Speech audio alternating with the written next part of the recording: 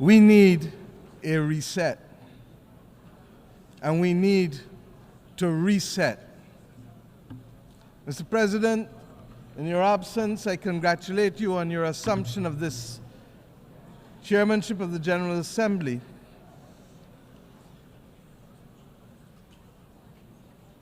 We can wait.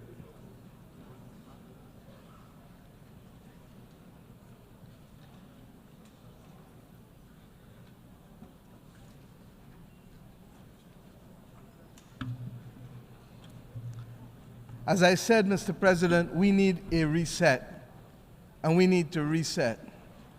Those of us here today representing our brothers and our sisters the world over have endured 4 years of polycrises. As the children of Mother Earth, we continue to wrestle with the climate crisis. As a human family, we grapple with the legacy of the pandemic. As a digitally connected people, we are now, regrettably, confronted by multiple theaters of war and scenes of horror and famine flowing from that war, armed conflict instead of pursued development. Citizens of every country as well, struggling to contain the rising cost of living and the implications for them and their families on a day-to-day basis. And Mr. Speaker, Mr. President, we are all now threatened by the second but silent pandemic of antimicrobial resistance, together with a growing incidence of death and disability from chronic non-communicable diseases. We cannot afford the distraction of war.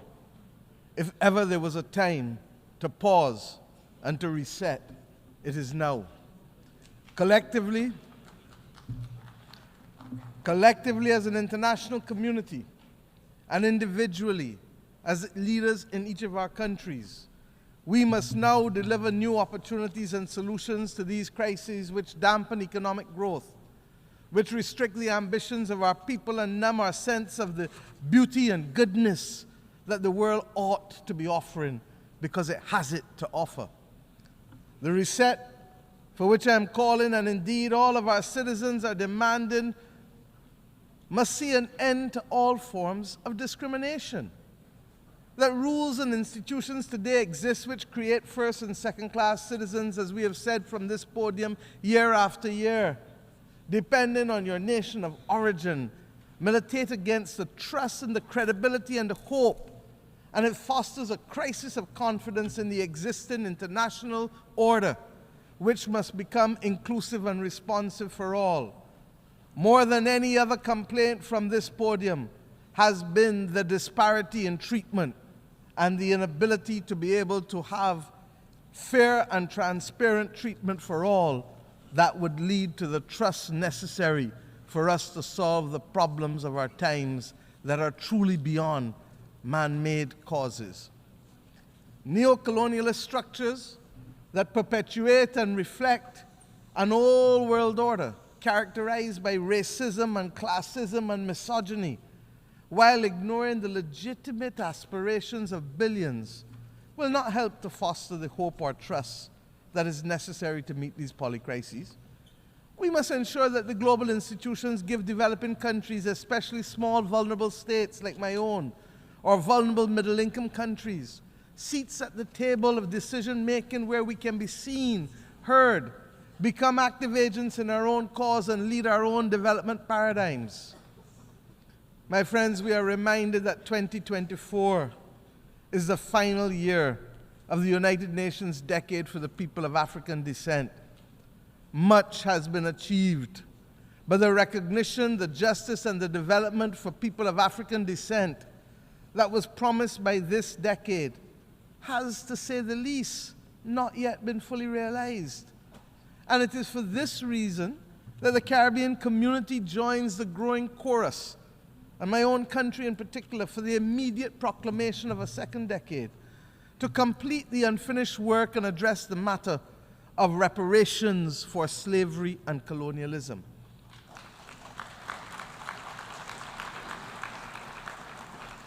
I start here because this is a necessary but complex conversation. And the Caribbean community is resolute that it must happen.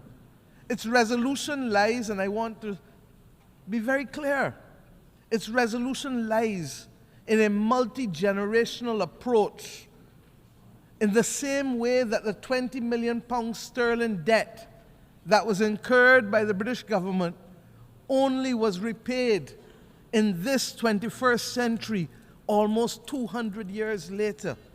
So that the notion of unaffordability becomes a non-issue once we recognize that the solution to reparations must be multi-generational and grounded in development. Mr. President, of necessity, the reset must also be characterized by institutional reform, which has to start in the United Nations councils. These councils suggest that some are full members, and others are only part members, and some may be part-time members, and some may be occasional members. All of this has no place in the 21st century. And the anger and the mistrust of our citizens and institutions, in leaders, in multilateralism, and in the processes which exclude, while yielding much talk and little action, is very real. And nowhere is reform and consequentially trust and hope more important to the well-being of billions of people today than in relation to the global financial architecture. Restricted access to capital, its disproportionately high costs barring us from doing that which we must, its inadequate scale, and the overwhelming burden of debt often imposed on us by circumstances beyond our control. These are all now combining to force governments in the world's poorest countries, and frankly, across many vulnerable middle-income countries, to devote more resources to debt service than to health and education, and in some instances, even infrastructure. For far too many members of the human family, cold ground is our bed, and rock is our pillow. Too many go to bed with their bellies hungry, and too many may not even have a bed. Our reset must therefore collectively build a common agenda that reflects and reinforces our shared humanity. It is that shared humanity that binds us together. Mr. President, you know better than most. Our African brothers and sisters got it right with the principle of Ubuntu, and have used this principle, this General Assembly, to remind us that its simplicity is what we should aspire to. I am because you are. I am because we are. My well-being is tied to yours, and our collective well-being is connected to Mother Earth. This best voices the approach needed to give expression to the reset that is absolutely necessary. And we acknowledge that there are glimpses of hope. We have, for example, on Monday, agreed to a pact for the future, but we still have war. We have agreed on a global digital compact, but we still have raging pandemics in the slow motion silent pandemic. All of this rests, my friends, on the common agenda that the Secretary General had set out for us before. Yesterday, we agreed in a high-level meeting on a political declaration on antimicrobial resistance. A lot of fancy words, but this is where the rubber hits the road. Because all of us in this room know people who have died from infections and for whom the antibiotics simply are no longer effective, so that within 48 hours, a person's life is snuffed out, almost as if they were at war. My friends, following on the intervention of the Bridgetown Initiative and the Paris Pact for People and Planet, the efforts of many across the board, we acknowledge that there is some hope. And it is evident in the beginnings of the reform that we are seeing little by little, but nevertheless, they have started. These are all important steps, but we cannot take our eyes off the prize. Barbados' call for fundamental reset includes attitudes and behavior as much as actions or reforms. Heads of government are in agreement that we must trigger national development agendas of transformation with both speed and scale. We have a date with destiny against 1.5 degrees. We know that that is what is needed to survive. And the implications for people, even as we speak, can be dire. But if there is a failure to act with clarity of purpose, and if the political will retards progress on the front of the much-needed reform within the international financial institutions, purely because heads of government do not speak to ministers of finance when they reach Washington, D.C., or their board directors, if there is a need for that to be dealt with, then, my friends, there must be a commitment to be equal to the current challenges of member states if we are not to perpetuate the discriminatory practices that result in undermining the transformational opportunities that we need. Depriving vulnerable countries from being able to access concessional income that is long enough to build the resilience to save lives and to protect livelihoods is unjust. And that is why we must remain focused. That is why, my friends, we launched yesterday the third iteration of the Bridgetown Initiative, which identifies three key principles, very simply. One, we must change the rules of the international financial system and reform its governance and instruments. Two, we must shock-proof vulnerable economies by dealing with debt and liquidity in a comprehensive, development-focused manner. And if we need to give countries a shot of liquidity like we give them a shot of adrenaline to avoid them falling off the cliff of death, then we must do so. And thirdly, we must augment financing by boosting country capacity to invest in resilience by several means, including what has been announced already, the rechanneling of special drawing rights through our multilateral development partners, but that will only be truly effective if there is another issuance of SDRs in the near future. Indeed, we must also address the challenge, and this I believe to be the fundamental mission of this generation, of how we are going to secure the global public commons to be able to maintain our safety and stability as a global community. We're going to have to discuss how we can secure it, and of course, how we must finance it. And that is not only the climate crisis or the loss of biodiversity that we speak about, but the other many global challenges that can truly destabilize countries and regions. Mr. President, these considerations are of fundamental importance to the sustainable existence of our generations, future generations. The SIDS agenda is another story of promises made but not kept. 30 years ago, the international community gathered in my own country to take action for the first time on the unique challenges faced by small island developing states. We birthed in my home country the first ever global agenda for small island developing states, which became known as the Barbados Program of Action. I thank Mauritius for its strategy of implementation, Samoa for its pathway. They were carriers of the baton of a development agenda for small island developing states in the intervening years, in the face of multiple global crises from health to climate to finance. The vulnerabilities, yes, of our countries as small states have become more pronounced. In May of this year, we gathered in Antigua and Barbuda for the 4th International Conference on Small Island Developing States.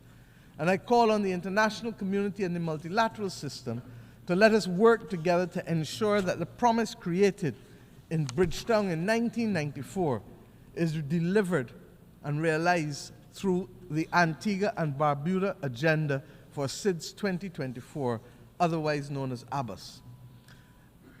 Let me use this opportunity as well to inform you that 2 days ago we took over the presidency of the Climate Vulnerable Forum, the V20 countries of the world, from Ghana, whose president I would like to thank for the excellent stewardship of the group over the past 2 years, and indeed for the strengthening of its institutional capacity. The priorities of our term as chair of the V20 countries will be the multiple dimensions of climate crisis, dealing with them, the impact of the climate crisis on human health, and of course, the issue of debt and climate, because if we don't solve that, we cannot take the appropriate actions to deal with climate. I invite all United Nations members who are not yet members of the V20 but who are climate vulnerable to join this group, because it is only through amplification of our voices and consistency of our message and solidarity that we will continue to see the pace and scale of reforms that we need to be able to save our people's lives. I commend to you the declaration of the leaders of the Climate Vulnerable Forum that was adopted this week on Wednesday. Mr. President, above all else, we need a global reset on peace. There needs to be global peace. And those of us who are old enough would have recognized that there are peaks and valleys as it relates to this issue of conflict. There are few areas where the world is more in need of the United Nations acting as the United Nations to secure the objectives of the Charter than in the area of peace and security. The silence that has engulfed Sudan is unacceptable and may well be rooted in the racism that the world still carries as a badge of honor from the victories of the last great war of the World War II. The actions in Myanmar cannot continue. Ukraine has sucked more oxygen out of the global community and the global financial system than any of us can appropriately accept at that very time when the world needs to be applying its resources and efforts to fight in the greatest crisis known to mankind. And the spread of the war from Gaza to the consequences in the West Bank to now clearly what is happening in Lebanon as we speak with Israel, all of these are but the tip of an iceberg of death, violence, and instability, and robs the global community of oxygen and resources at the very time when we need it most in a strategic way. We all know, as students of history, that even the longest war in history came to an end. These wars, yes, they too will come to an end. But the question is when and at what cost, and without much loss of life, with how many children not being able to be either given the chance to live or will now live with memories of war that will affect their every action for the next 60, 70, 80 years of their lives. Innocent people are paying the price with the one thing that is theirs to give, and they don't give it willingly. It is their life. Unless we address the root causes of these wars, one by one, and the manners in which they are being sustained and financed, we will never, never know anything else other than war and rumors of war in these theaters. The transmittal of these scenes of horror in real time into people's bedrooms, into people's living rooms, will trigger two extreme reactions, neither of which are acceptable to us in the third decade of the 21st century. We will either get the desensitizing of ordinary people to the loss of lives, especially those of innocent children and women on the one hand, or we will get, on the other hand, the anger and inclination for vengeance that it spawns necessarily. We need peace. And it cannot be too difficult for us to work for peace.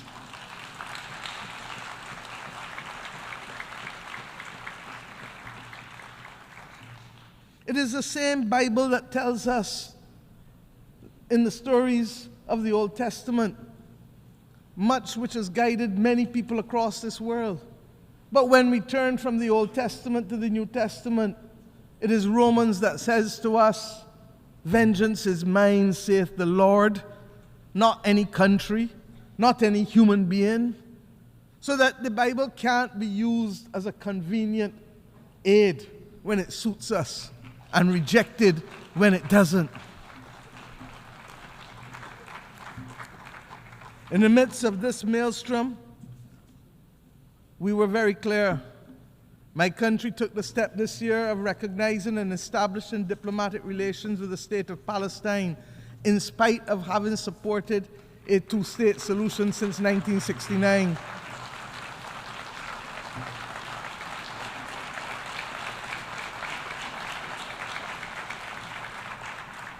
And we did this because it is clear to us that the state and people of Palestine, human beings, are entitled to full recognition by integration into and support from the international community.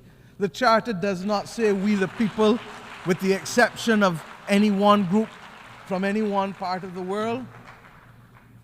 We join with others, therefore, in congratulating the state of Palestine in taking their seat among the United Nations member states as they did on the 10th of September of this year.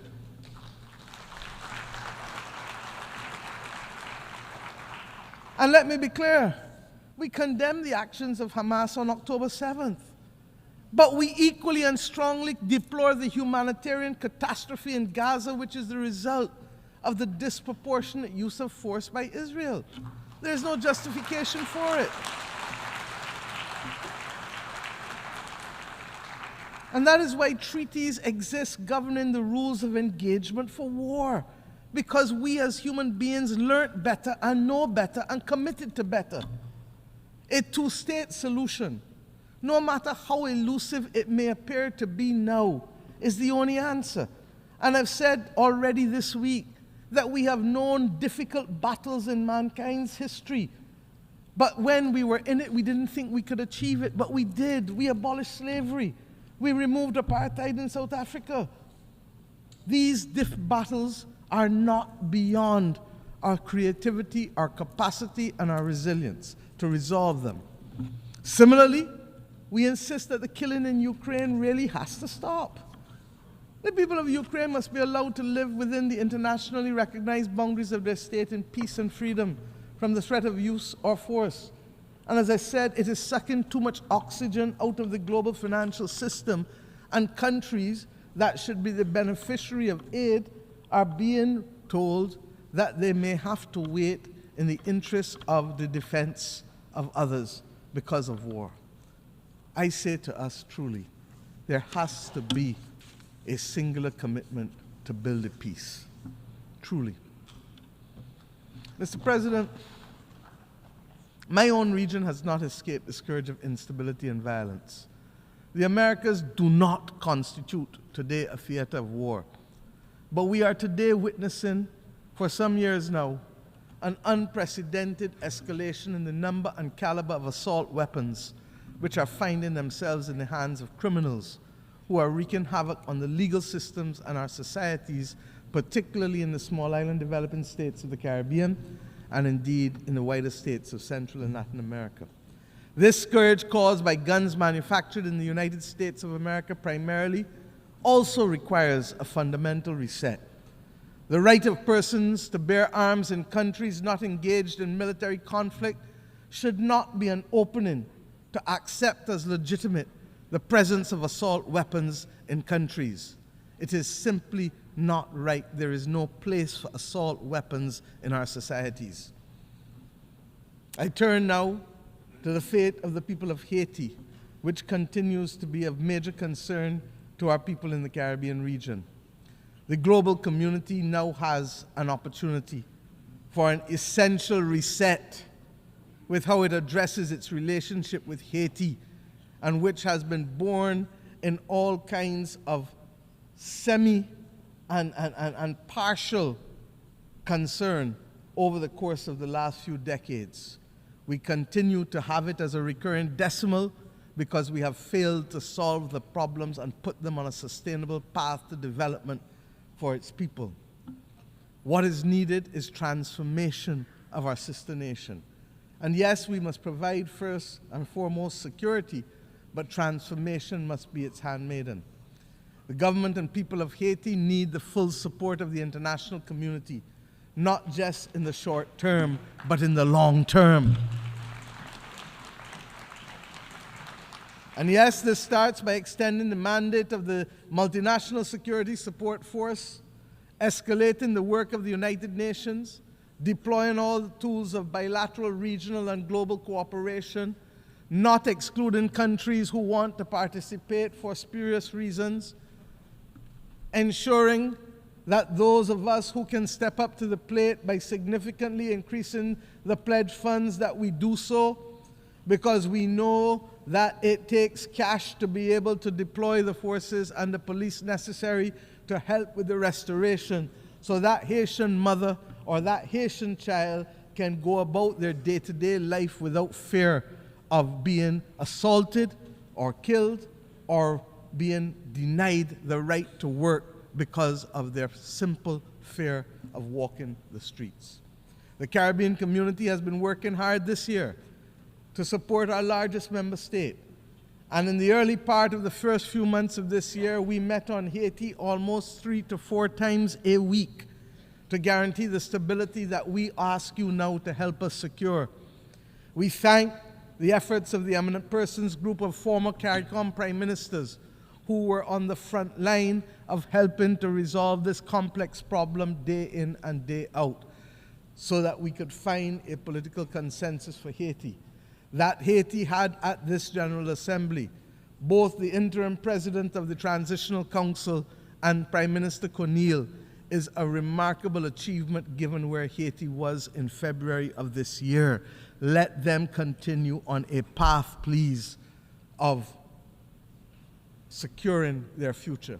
And we cannot be on this podium speaking about Haiti without thanking Kenya and President Ruto for their remarkable leadership. After many delays and in what represents now a historical precedent for an African country, they have ensured that an African country has taken the lead in helping to tackle the peace and security challenge beyond its own continent. That is the kind of reset that we need in the international community. And Mr. President, you cannot come on this platform regrettably, although I look forward to the day when I will not have to say it, when we must ask for reprieve for the people of Cuba. It is unacceptable, it is unconscionable, and that it continues today is a mark on our international conscience. The Cuban people continue to face the most dire of economic circumstances, and that this is directly as a result of its exclusion and its designation as a state sponsor of terrorism. And I have addressed our only knowledge of terrorism, and Cuba is in fact the downing of the Cubana plane off the waters of Barbados, where Cubans, Guyanese, and Koreans were killed.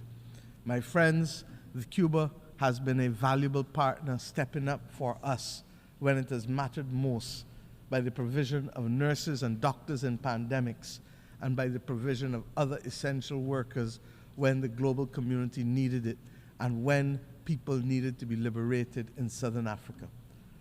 The reality is that we must have and continue to have resolve in calling for the embargo to be lifted, and we will condemn it year after year after year because it is simply wrong.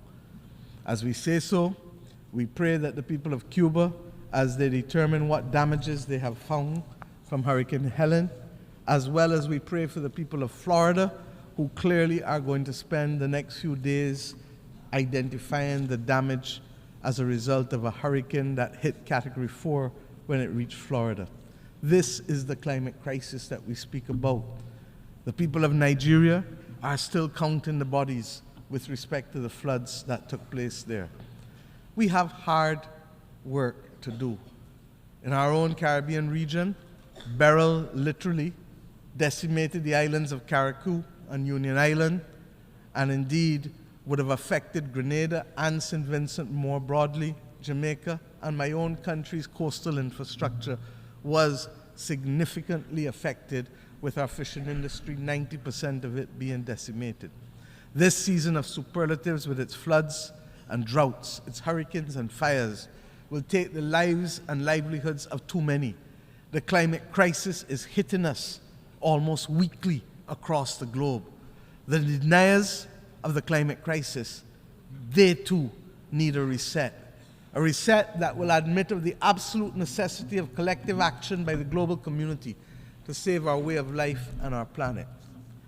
Mr. President, at the start of this week, the skies were much darker. I truly believe so. We are starting to see some glimmers of light. We leave New York this week noting that the clouds are lifting, conscious that the sun is peeping out in certain areas, not all, but in certain critical areas, giving us a sense of renewed hope that reset is in fact not only possible, but necessary in key areas: institutional reform, reform in our financial architecture, reform in how we view development, but above all else, reform in how we see each other and value each other. This hope springs from the Pact for the Future and the many declarations that we have made here, the terms in which my fellow leaders spoke from this platform for the most part, the urgent need to recognize reset, reset, reset, even if they didn't call it by that name. It is as if we all truly understand and accept the challenge of rising to solve the major difficulties that are faced by the people of the world, and to recognize that global moral strategic leadership requires of us the commitment to redress the wrongs and to take care of saving people and planet. But recognition of the need for the reset, while it is the first step in any issue, what is now also needed is eternal vigilance as our companion, so that as we take the steps to transform attitudes and institutions and rules, we will not succeed overnight. We will not succeed even in the next decade. But if we don't do the reset to change the legacy of centuries of exploitation and domination, we will not be fit for purpose to meet the needs of our people in the third decade of the 21st century. I can think, therefore, of no better way to conclude than with a song that I had cause to use almost 30 years ago from my own country. Song from Edwin Yearwood when I first stood on this podium almost 30 years ago in 1995 as a young minister of youth. And I quote, "A voice in my head keeps talking to me. It tells me the road is long. It tells me we must be strong. Roll with the pain and roll with the strife, for today is the rest of the start of your life." Mr. President, may the new hope fostered here this week signal the start of a new deal for people who hitherto were not seen, and even with the existence of this body, whose voice and presence were not felt.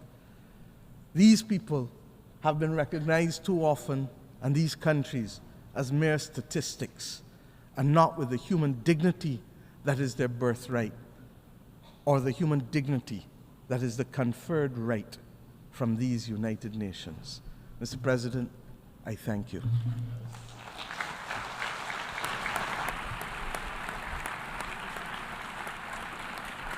On behalf of the Assembly, I wish to thank the Prime Minister, Minister for National Security and the Public Service, and Minister for Finance, Economic Affairs and Investment of Barbados.